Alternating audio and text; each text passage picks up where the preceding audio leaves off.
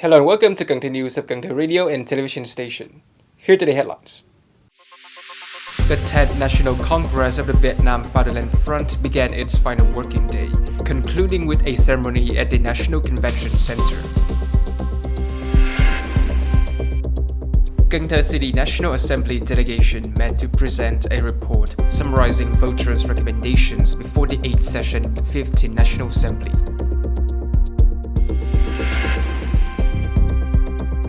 Cần Thơ City Department of Industry and Trade held a conference to evaluate state management activities for the past 9 months of 2024. Top news today. On October 18 morning, the 10th National Congress of the Vietnam Fatherland Front began its final working day, with a closing ceremony taking place at the National Convention Center. During the past term, the government, the National Assembly, and the Central Committee of the Vietnam Fatherland Front collaborated closely on over 10 key task groups, achieving significant results. They notably strengthened the Great National Unity Bloc, prioritized citizen welfare, promoted democracy in social life, and successfully met the goals of prosperous people, strong country, democracy, fairness, and civilization. In terms of collaboration between the Vietnam Fatherland Front and the National Assembly, the two entities effectively coordinated to organize the election of deputies to the 15th National Assembly and People's Council at all levels for the 2021-2026 term, despite the complex challenges posed by the COVID-19 pandemic. They also worked together to facilitate the vote of confidence for elected officials during the 6th session of the 15th National Assembly. On the afternoon of October 17, Cần Thơ City National Assembly delegation convened to present a report summarizing voters' recommendations ahead of the 8th session of the 15th National Assembly. In preparation for the 8th session of the 15th National Assembly, Cần Thơ City National Assembly delegation, the Vietnam Fatherland Front Committee, and local agencies held 10 meetings with over 1,400 voters. Key recommendations included support for the Cần Thơ City Sustainable Development Project to address climate change, water security, and flood prevention. In the healthcare sector, voters recommended adjusting family health insurance contributions to better reflect the income levels of rural and freelance workers, encouraging broader participation in health insurance.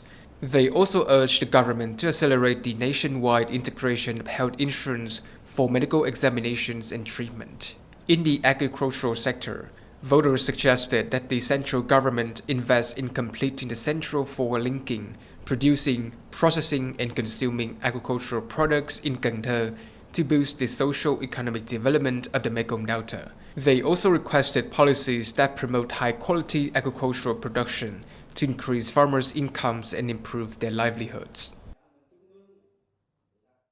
On October 18 morning, Cần Thơ City Department of Industry and Trade held a conference to assess state management activities for the past 9 months of 2024.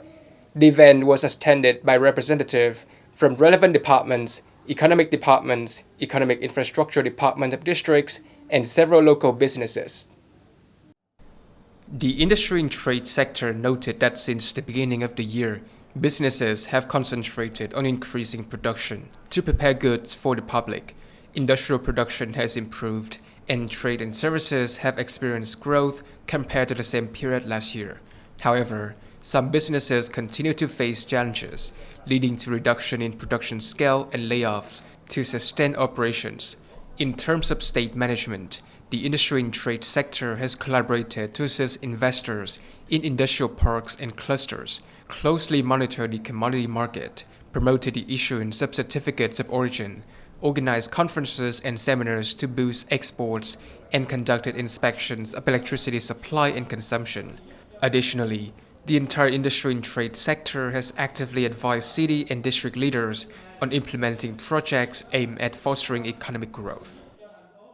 On the morning of October 18, the Standing Committee of Cần Thơ City Women's Union convened to commemorate the 94th founding anniversary of the Vietnam Women's Union and Vietnamese Women's Day on October 20. Delegates commemorated the 94th anniversary of the Vietnam Women's Union on October 20, noting its success in uniting women from various backgrounds and enhancing their roles in families and society. The union has grown to around 226,500 members.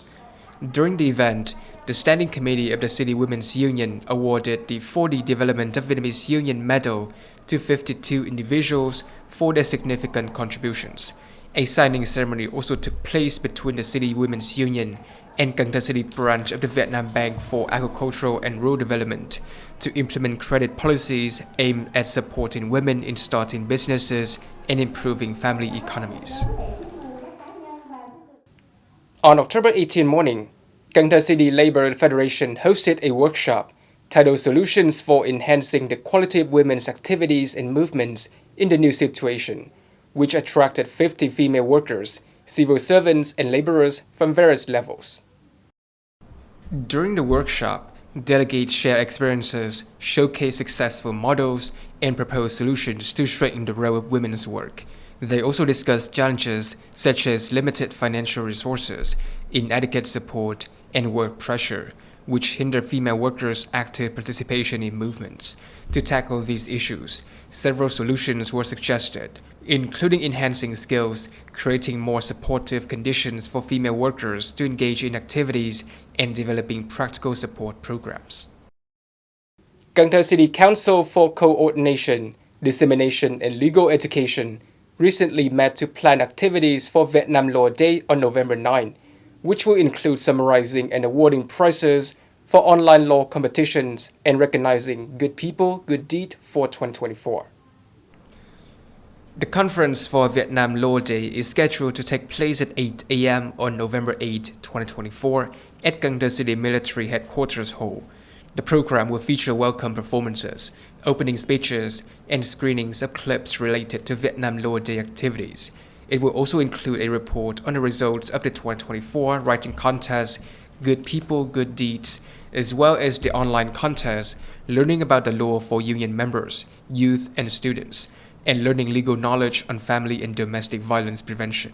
Additionally, prizes will be announced and awarded to participants, along with recognition for collectives and individuals who excel in Vietnam Law Day activities. On October 17, Cần Thơ City Tourism Development Center organized a delegation to survey and assess agricultural tourism product and services in Phong Điền district. The delegation visited the either Longan and Durand growing areas of cooperatives in Nhân Nghĩa and Tân Thới communes, as well as the Vam Sang fruit garden in Phong Điền district. Representatives shared updates on production, tourism plans, and new agricultural tourism products. The survey aimed to assess community tourism sites in developing tours and linking rural tourism areas, promoting sustainable tourism based on green growth, rural tourism, OCOP products, and the cultural resources of Phong Điền districts. Additionally, it focused on tourism promotion, building a network of destinations, and showcasing rural tourism product tied to the area new rural development efforts. On October 17 morning, Cần Thơ City Union of Science and Technology Association, in partnership with the Gardening Association and Phong Điền District Department of Agriculture, held a workshop titled Consideration for Sustainable Durian Production. The city has approximately 4,520 hectares of durian cultivation, up over 9% from the same period last year, with about 3,102 hectares in the fruit-bearing stage. While durian has a high economic value compared to other crops, sustainable development requires attention to technical cultivation practices. Presentations at the workshop covered key topics such as technical measures for sustainable cultivation and land management, pruning and canopy formation techniques, flowering management, preventing leaf and shoot loss, and pre-harvest treatments to improve durian quality and shelf life. Additional discussions address proper fertilization for different growth stages, managing off-season flowering, and signs of tree weakening.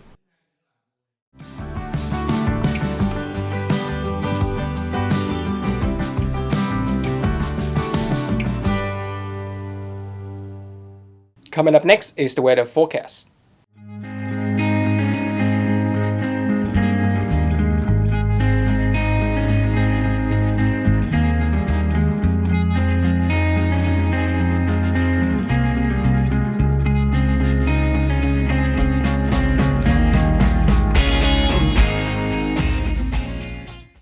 Thank you so much for watching, and I'll see you next time.